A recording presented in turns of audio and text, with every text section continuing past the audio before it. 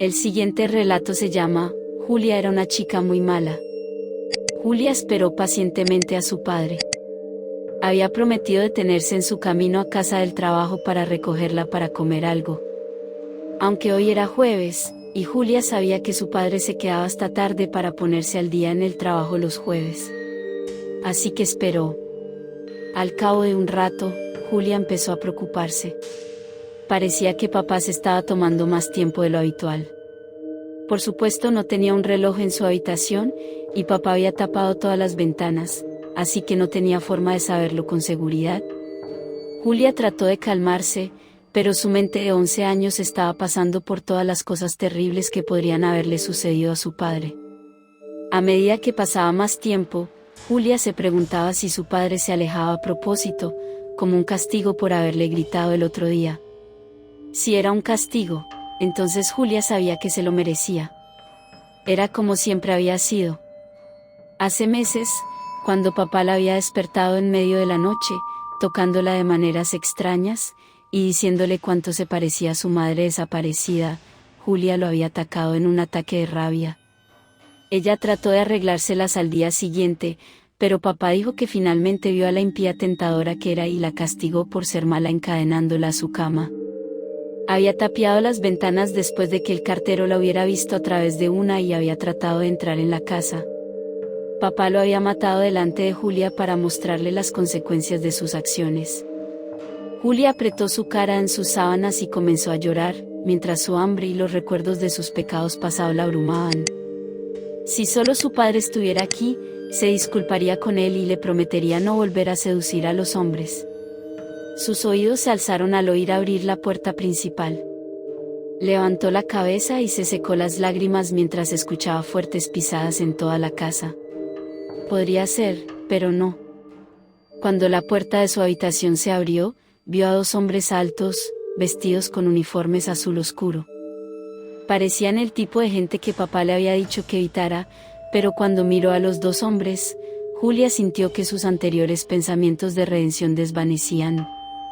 Ella lentamente levantó su vestidito manchado de sangre sobre su cabeza y llamó a los dos extraños. El más cercano, que estaba hablando frenéticamente en una radio, de repente se detuvo y se acercó a ella con una mirada vidriosa en sus ojos. Mientras la acariciaba, Julia acercó su cara a la suya y comenzó a correr sus dientes dentados contra el cuello del extraño hombre. Mientras mordía, Julia sabía que estaba siendo una chica mala y eso papá no lo aprobaría. Pero ella no podía evitarlo, pensó, mientras la sangre caliente fluía por su boca abierta. Estaba tan hambrienta. El siguiente relato se llama, Quiero a mi esposa de vuelta. Había una fuerza silenciosa detrás de las palabras, que me sorprendió mientras las decía. Había agonizado sobre cómo iba a alegar mi caso, sobre la temblorosa historia que retorcería cuando llegara el momento. Pero ahora que lo había hecho, sabía exactamente qué decir. No se desperdició ni una palabra. No pronunció una sílaba descuidadamente. El producto de toda mi desesperación y convicción ardía en un crisol y se convirtió en una frase. Las palabras se enfriaron rápidamente en el silencio. El joven de enfrente me observó con una mirada tranquila.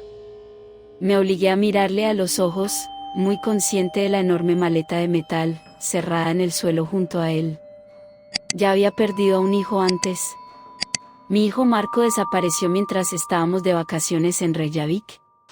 Todo el asunto era casi un mal sueño. Llamadas perdidas. Vuelos perdidos. Carteles de persona desaparecida. Luego, después de 3 años de silencio, simplemente se perdió. 5 años después abandoné toda esperanza.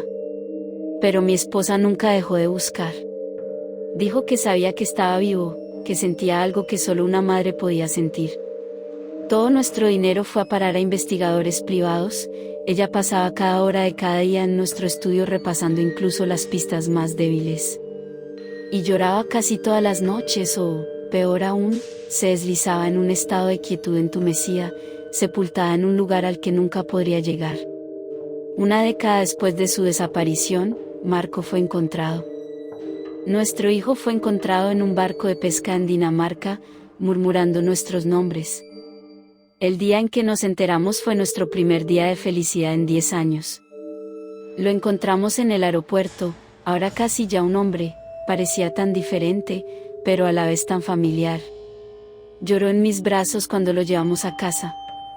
2 semanas pasaron, y la armonía regresó a nuestra casa. Marco estaba más tranquilo, reacio a hablar de su desaparición y distante con sus amigos.